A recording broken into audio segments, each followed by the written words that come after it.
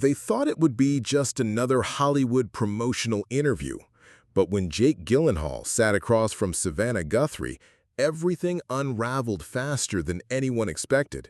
He came in confident, but by the time it was over, he wasn't just rattled, he was gone. This isn't just another celebrity controversy. This is the day everything changed for Jake Gyllenhaal, live on American television. The Today Show studio buzzed with its usual morning energy. Technicians adjusted lights, producers whispered into earpieces, and Savannah Guthrie flipped through her cards with the calm precision of a veteran journalist. Everything looked routine on the surface, but beneath the polished exterior, there was a tension that not even the crew could quite explain. Before we jump back in, tell us where you're tuning in from, and if this story touches you, make sure you're subscribed, because tomorrow I've saved something extra special for you. Jake Gyllenhaal was in the building. He had arrived 15 minutes earlier than scheduled, dressed impeccably in a charcoal Tom Ford suit that probably cost more than most people's monthly salary. His movements were deliberate, controlled, the walk of someone who had spent decades being watched. Ellen Parker, his PR handler, hovered close like a nervous shadow, her clipboard clutched against her chest and her Bluetooth headset blinking anxiously. Remember, keep it light. New film, charity work, maybe the fitness routine for the role. Nothing about the podcast comments, nothing about the hiatus. Jake nodded, but his jaw was already set in that particular way that Ellen had learned to recognize over their 5 years together. It meant he was listening, but not necessarily agreeing. From the control room, executive producer Lily Saunders watched the monitors as Jake entered the studio. She'd been producing live television for 20 years, and she had almost a supernatural ability to sense when an interview might go sideways. Something about Jake's posture, the way his eyes swept the room like he was cataloging exit routes, made her lean forward in her chair. 5 minutes, a floor manager called out. Savannah stood to greet her guest, her smile warm but professional. She had interviewed presidents, world leaders, and A-list celebrities for over a decade. She knew the difference between genuine charm and camera-ready performance. "Good morning, Jake," she said, extending her hand. "Thanks for joining us." "Thank you for having me, Savannah. Great to be here." Jake's media training kicked in flawlessly. The slight lean forward, the eye contact, the million-dollar smile that had graced countless magazine covers. The first segment flowed like clockwork. They discussed his latest psychological thriller, Fracture Point, a film where Jake played a forensic psychologist hunting a serial killer who targets therapists. The promotional clip rolled, dark, intense, showcasing Jake's signature commitment to psychologically complex roles. "This character is fascinating," Savannah said, as the clip ended. "Dr. Marcus Webb is hunting someone who preys on people in the healing profession. What drew you to this particular story?" Jake's eyes lit up. This was safe territory, the kind of question that let him showcase his intellectual approach to acting. "The script explores how trauma creates trauma, you know? Webb is trying to catch this killer, but he's also confronting his own damaged relationship with trust and vulnerability. It's about the masks we all wear, even those who are supposed to help others remove theirs. You're known for your intense preparation. What did you do to get inside Webb's head?" "I spent time with forensic psychologists, sat in on therapy sessions, with permission, of course. I wanted to understand how someone who analyzes human behavior for a living might struggle to analyze himself." Jake was in his element now, articulate and passionate. There's this constant tension between professional detachment and personal investment that these professionals navigate every day. Savannah nodded, making a note on her card. "You've always been drawn to these psychologically complex roles. But I'm curious, you took almost 2 years off from major studio films before this project. What was behind that creative hiatus?" The question landed innocuously enough, but Jake's smile flickered for just a microsecond. Ellen, watching from the wings, felt her stomach tighten. "I wouldn't call it a hiatus," Jake said, his tone still pleasant but slightly sharper. "I was selective about the projects I wanted to pursue. After spending years in franchise territory and big-budget spectacles, I wanted to reconnect with the kind of storytelling that originally drew me to acting. It was a perfectly crafted non-answer, the kind that celebrities deploy when they want to acknowledge a question without actually addressing it. Savannah recognized it immediately. She'd heard thousands of variations over the years. "That's interesting," she said, her pen tapping lightly against her cards, "because during that time, you were quite vocal about what you called the moral bankruptcy of modern Hollywood. Some pretty strong words for an industry that's been very good to you." Jake's posture shifted almost imperceptibly. His shoulders straightened, and his fingers found the edge of the armrest. "Of course," Savannah said. Her smile stayed steady. "We'll definitely want to talk more about that, but first, let me ask about your preparation for this role specifically. You mentioned therapy sessions. Did that experience change your perspective on mental health advocacy?" She was giving him an out, a chance to pivot back to safer promotional territory. But Jake was already on guard now. The casual intimacy of the early conversation was replaced by something more calculating. Marcus Reed, operating camera 2, adjusted his frame slightly. 20 years behind the camera had taught him to recognize the moment when an interview shifted from promotional to journalistic. He could see it in the micro-expressions, the way guests' media training started to show its seams. Jake answered the mental health question professionally, hitting all the right notes about destigmatization and the importance of seeking help. But Savannah was no longer really listening to his words. She was watching his body language, the way his charm was becoming more conscious, more effortful. In the control room, Lily Saunders leaned back in her chair. The interview was still running smoothly on the surface, but she could feel the underlying tension building like atmospheric pressure before a storm. "Let's talk about those comments you made," Savannah said, consulting her notes. "On the Authentic Voices podcast, you said, and I'm quoting directly here, Hollywood preaches social responsibility while profiting from moral compromise. We're all complicit in a system that values performance over principle." That generated quite a bit of discussion online. Jake's jaw tightened slightly, but his media training held. "I think those comments were taken somewhat out of context, Savannah. I was speaking broadly about industry patterns, not making accusations about specific individuals or projects." "But you were pretty specific, actually," Savannah pressed gently. "You mentioned actors who champion causes on red carpets while taking paychecks from morally questionable sources. That sounds like it might include some of your own past work, doesn't it?" From the wings, Ellen Parker's hands clenched around her clipboard. This was exactly what she'd been afraid of. Savannah wasn't letting Jake control the narrative or redirect to safer topics. Ellen caught the eye of a floor manager and made a subtle wrap it up gesture, but Savannah was focused entirely on her guest. "Look," Jake said, and there was the first real edge in his voice, "I think we all have to examine our choices in this business. That includes me. But taking one answer from a 2-hour conversation and using it to suggest some kind of hypocrisy, that feels a bit like agenda-driven journalism, don't you think?" Savannah's eyebrows lifted slightly, not in offense, but in the way of a skilled interviewer who had just been handed exactly the opening she needed. "It's not agenda-driven to ask about statements you made publicly," she replied, her tone remaining calm but firm. "When public figures critique their industry while continuing to profit from it, that naturally invites questions about where they draw their own lines." Jake shifted in his chair, leaning forward slightly. "What lines are you suggesting I haven't drawn, exactly?"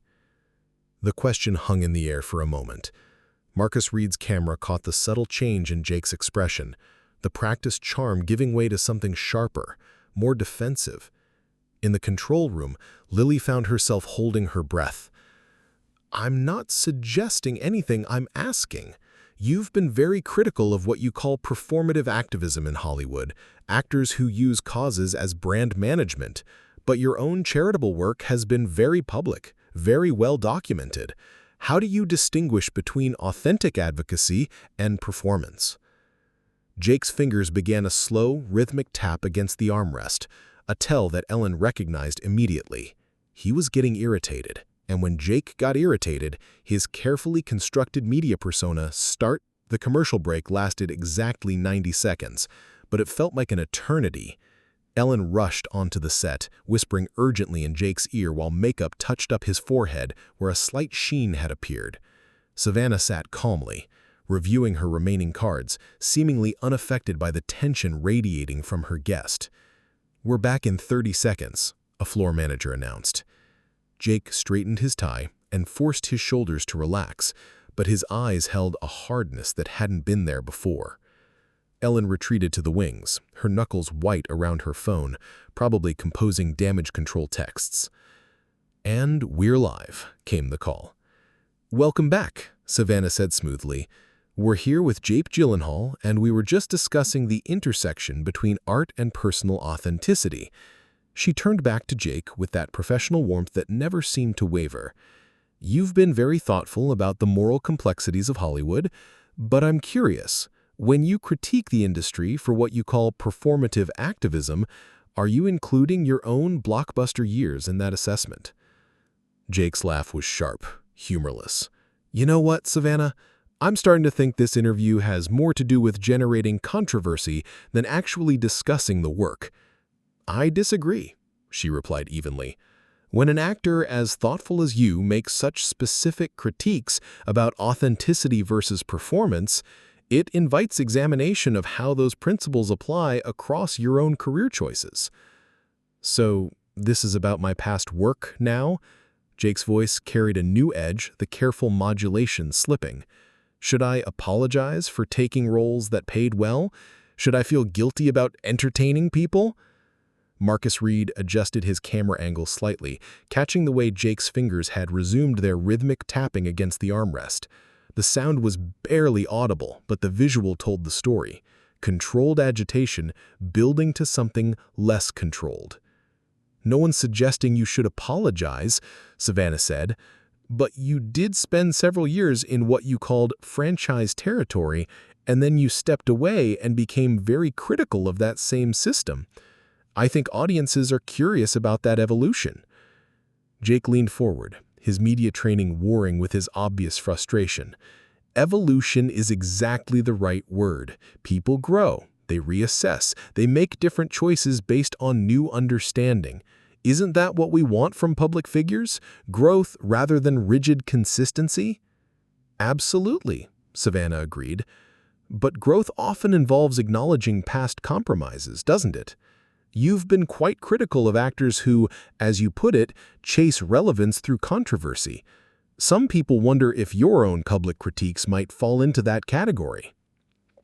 That landed like a physical blow. Jake sat back in his chair, his composure cracking visibly. "Are you seriously suggesting that my speaking honestly about industry problems is some kind of publicity stunt?" His voice was rising slightly, the careful celebrity cadence slipping to something more human and more dangerous. In the control room, Lily Sanders felt her pulse quicken. This was either about to become a complete disaster or the most talked about interview of the year, possibly both. "I'm not suggesting anything," Savannah replied, her tone still maddeningly calm. "I'm asking you to help us understand the difference." "Let's talk about privacy for a moment." Savannah consulted her next card with deliberate casualness. "You've been very vocal about the importance of maintaining boundaries, keeping certain aspects of your life out of public scrutiny. But you've also been quite open in interviews about personal struggles, family relationships, even intimate details about past breakups. How do you decide what to share and what to keep private?" Jake's expression shifted, a new wariness entering his eyes. This was more personal territory than the professional critiques they'd been discussing, and somehow it felt more threatening. "I think there's a difference between choosing to share something on your own terms and having your privacy invaded," he said carefully. "When I talk about personal experiences, it's because I think it might help others who are going through similar things." "That's admirable," Savannah nodded. "But some of those revelations have been quite detailed. Your interview with Vanity Fair last year, where you discussed your therapy sessions, your anxiety attacks during the Spider-Man years, even specific conversations with family members. That's very intimate material to put in the public domain." Jake's jaw tightened. "And your point is?" Well, it seems to contradict your frequent criticism of what you call commodified vulnerability in Hollywood. You've said that too many actors treat their personal pain as content. But isn't that exactly what those interviews were? The question hung in the studio air like smoke. Camera operators exchanged quick glances.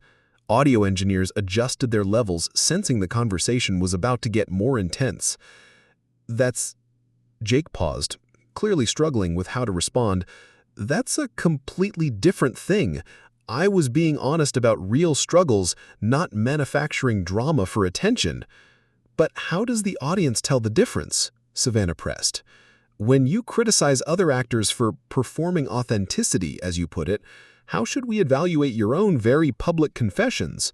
What makes your vulnerability real and theirs performance? Jake's fingers had stopped tapping. Now his hands were completely still, gripping the armrests of his chair. Because I know my own motivations. I know when I'm being honest and when I'm playing a role. But do you always? Savannah asked quietly. In your Authentic Voices interview, you said, and again, I'm quoting directly, the scariest thing about this business is losing track of where the performance ends and the person begins. Isn't it possible that the line is blurrier than any of us realize? For the first time in the interview, Jake was genuinely quiet, not strategically pausing, not calculating his next response, but actually stopped by the question. In the wings, Ellen felt her stomach drop. She recognized this look. It was the expression Jake got when someone had found a weak spot in his carefully constructed defenses. I think, Jake said finally, his voice lower and more controlled than it had been all morning, that you're trying to create contradictions where none exist. Everyone in this business navigates the balance between public and private. The fact that I'm thoughtful about it doesn't make me a hypocrite. No, it doesn't, Savannah agreed. But it does make your critiques of others' navigation of that same balance interesting to examine, doesn't it? Marcus Reed's camera caught something in Jake's expression, a flash of something that looked almost like recognition, as if he was seeing himself reflected in an unflattering mirror for the first time. The studio crew could feel it now, the shift in energy that meant an interview was moving beyond promotional territory into something more dangerous and more real. Let's talk about your hiatus again, Savannah said, and Jake's shoulders immediately tensed. 2 years is a significant break in Hollywood terms.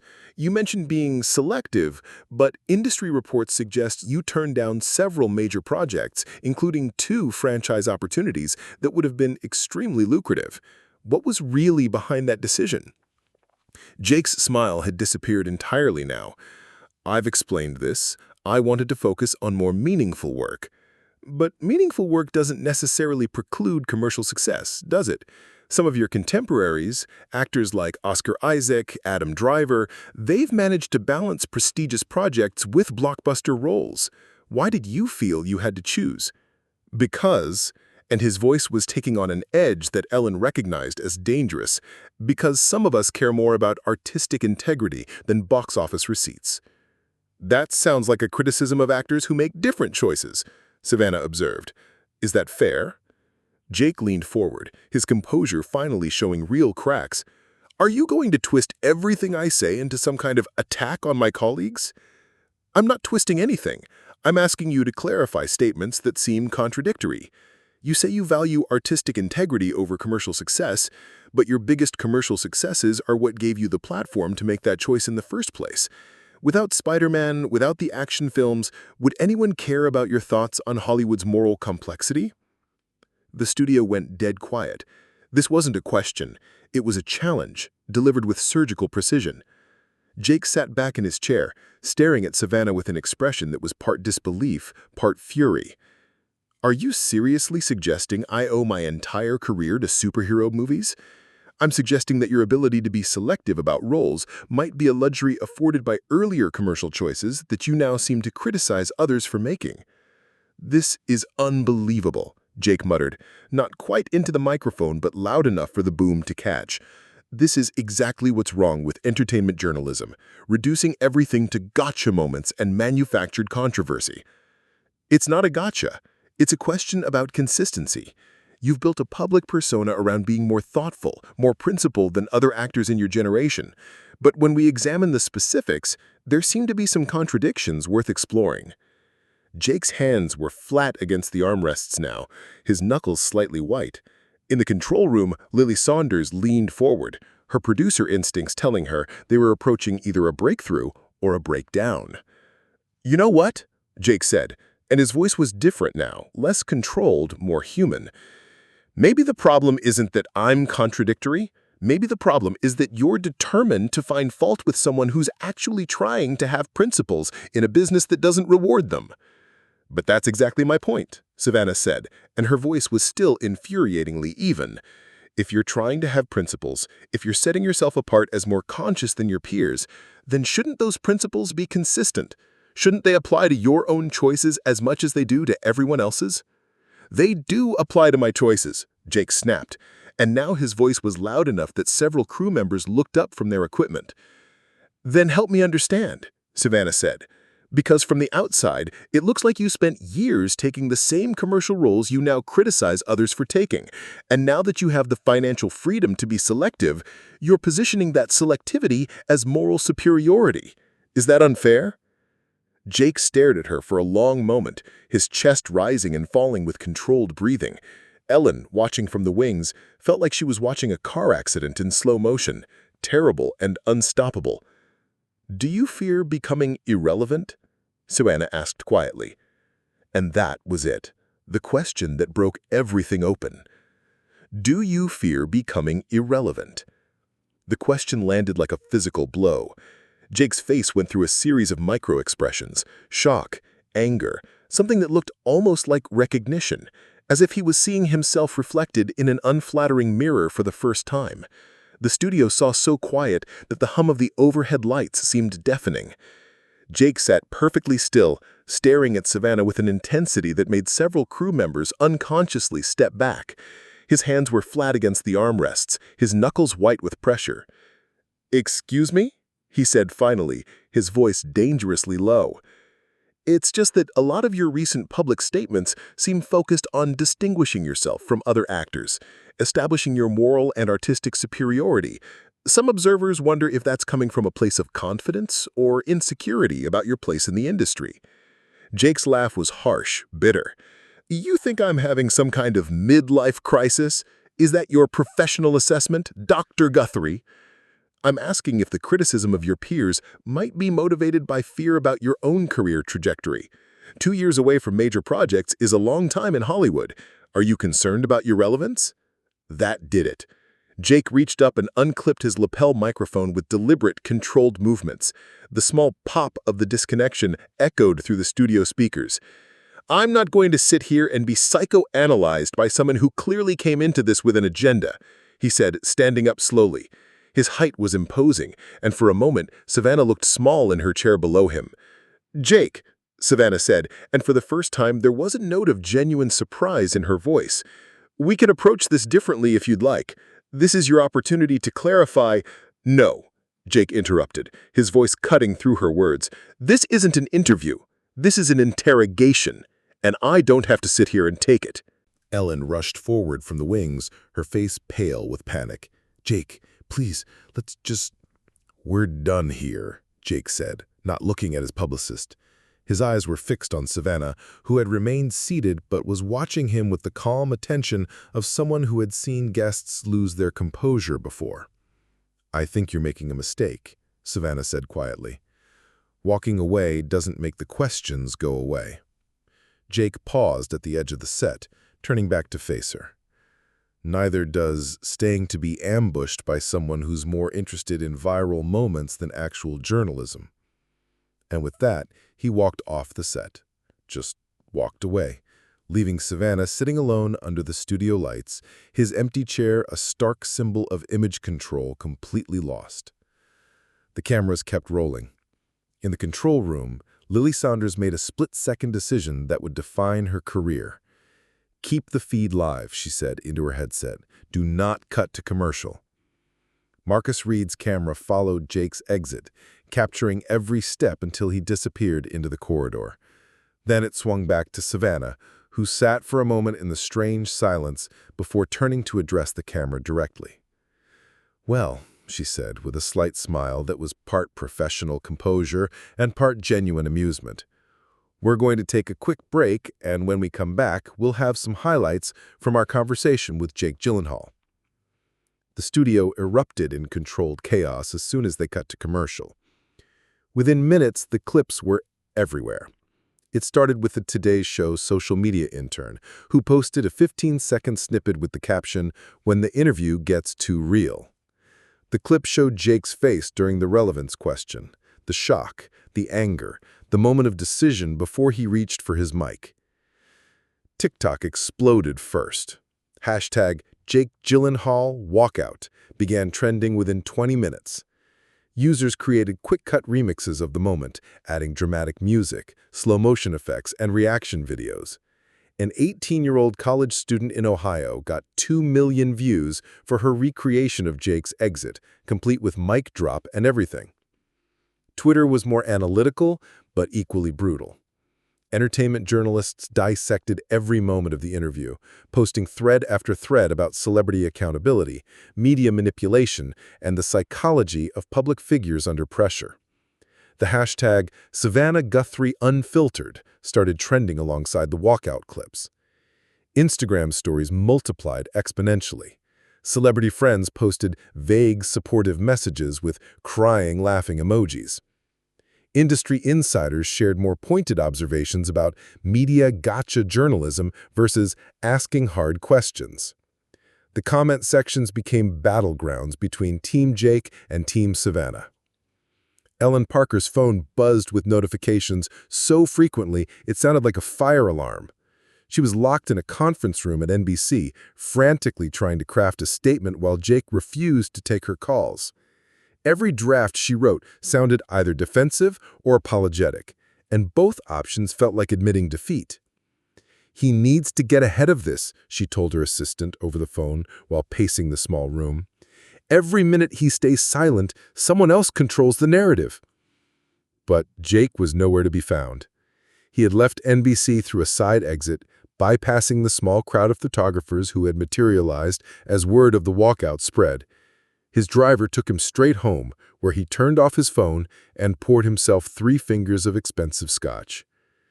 Meanwhile, at Today Show headquarters, Lily Saunders was having the best day of her producing career. The show's website had crashed twice from traffic. Cable news shows were already requesting the full, unedited interview. Her boss had called to congratulate her on what he called appointment television at its finest. "Should we release the full interview footage?" her assistant asked. Lily didn't hesitate. "Everything. Upload the full 43 minutes. Let people see the whole conversation, not just the explosion." YouTube crashed the Today Show channel briefly when they posted the full interview. The comment section became a philosophical battleground about celebrity culture, media responsibility, and whether Jake's walkout was justified or childish.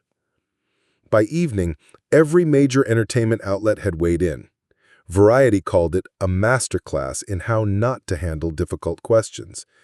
The Hollywood Reporter published an op-ed titled "When Stars Collide with Reality TV." Entertainment Weekly ran a frame-by-frame analysis of Jake's facial expressions during the relevance movement. But the most damaging coverage came from an unexpected source, a comedy clip that went viral on its own.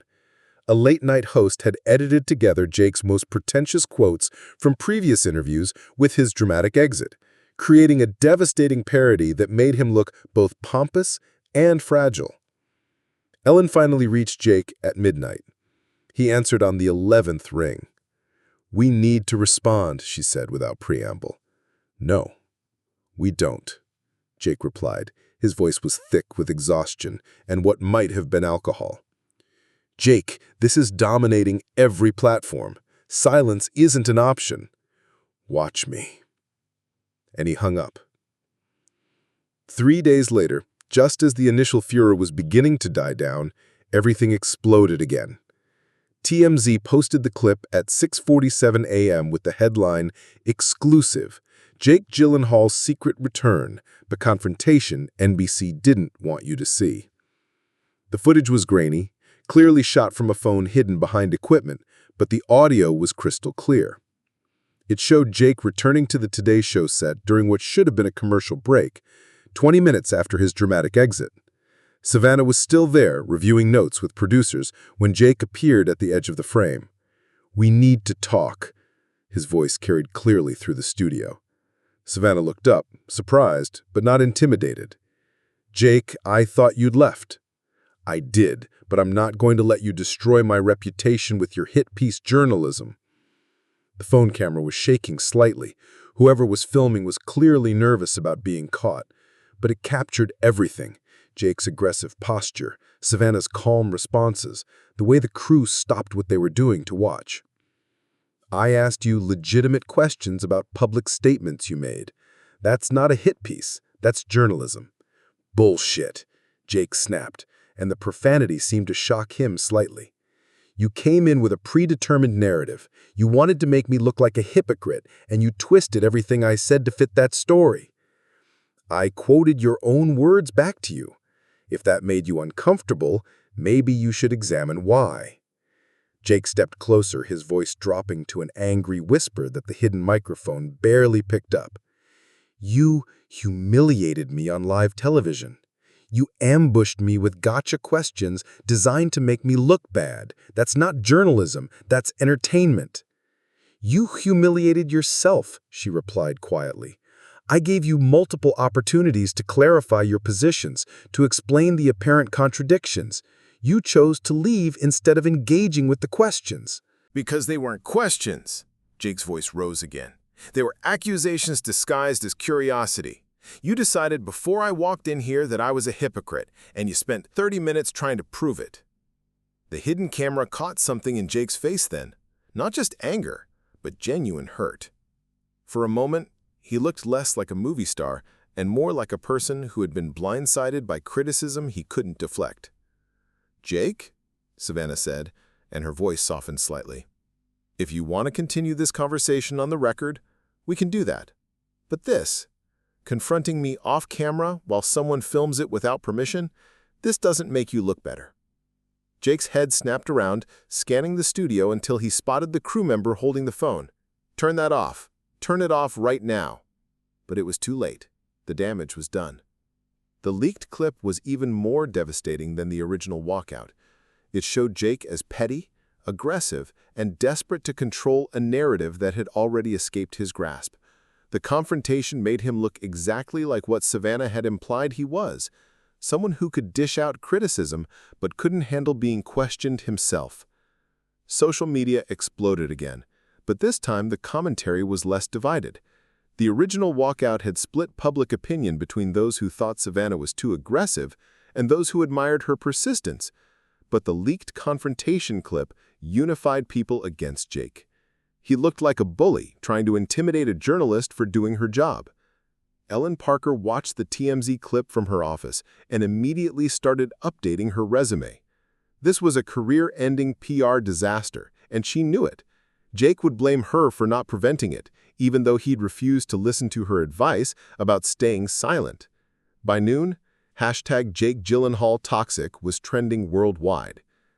2 weeks later, the incident had become a case study in crisis management programs across the country. Jake Gyllenhaal had effectively vanished from public view. His publicist, Ellen Parker, had quietly resigned, citing creative differences in a statement that fooled no one. His upcoming film premieres were handled by carefully selected surrogates. 3 major interviews were canceled. His social media accounts went dark. The silence, which Jake seemed to think would allow the story to die, only made it grow larger. Think pieces proliferated. The Jake Gyllenhaal moment, when celebrity meets accountability, ran in The Atlantic. The New Yorker published a 4,000-word analysis titled "Performance and Authenticity in the Age of Viral Humiliation." Industry insiders spoke anonymously to Variety about Jake's reputation among directors and producers. The picture that emerged was someone who had always been difficult but had been protected by his talent and box office appeal. Now, with both seeming diminished, the protective walls were crumbling. "He's always been controlling about his image," one veteran producer told The Hollywood Reporter, "but there's a difference between being careful and being paranoid. That interview showed someone who's lost perspective. Meanwhile, Savannah Guthrie had become an unlikely feminist icon.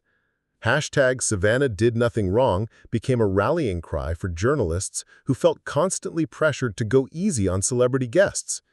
She handled the attention with characteristic grace, neither apologizing for her questions nor gloating about Jake's self-destruction. The Today Show's ratings spiked and stayed elevated. Lily Saunders was promoted to senior executive producer. The interview had been downloaded over 50 million times across all platforms. But perhaps the most telling aftermath came from Jake's peers. The silence from other A-list actors was deafening. No supportive statements, no rally around Jake's social media posts. In Hollywood, where stars typically defended each other against media criticism, the crickets were louder than any condemnation. Jake remained hidden in his Los Angeles home, reportedly working on a novel about media manipulation and celebrity persecution. Whether anyone would publish it remained to be seen. The entertainment industry had moved on, but the internet never forgets. Every future Jake Gyllenhaal project would be viewed through the lens of those 43 minutes at 30 Rock. The man who had spent his career carefully crafting an image of intellectual authenticity had revealed himself to be exactly what Savannah had suggested, someone who couldn't handle his own medicine. And somewhere in the NBC archives, unmarked and unnoticed, sat 12 minutes of additional footage from that morning. Security cameras had captured Jake in the green room after his return confrontation, sitting alone with his head in his hands, looking more human and vulnerable than he had ever appeared on screen. Lily Saunders knew about the footage. She was saving it for the documentary that would inevitably be made about this moment, this perfect storm of celebrity culture, media accountability, and viral humiliation. The story wasn't over. It was just waiting for its next act. Up next, you've got 2 more standout stories right on your screen. If this one hit the mark, you won't want to pass these up. Just click and check them out. And don't forget to subscribe and turn on the notification bell so you don't miss any upload from us.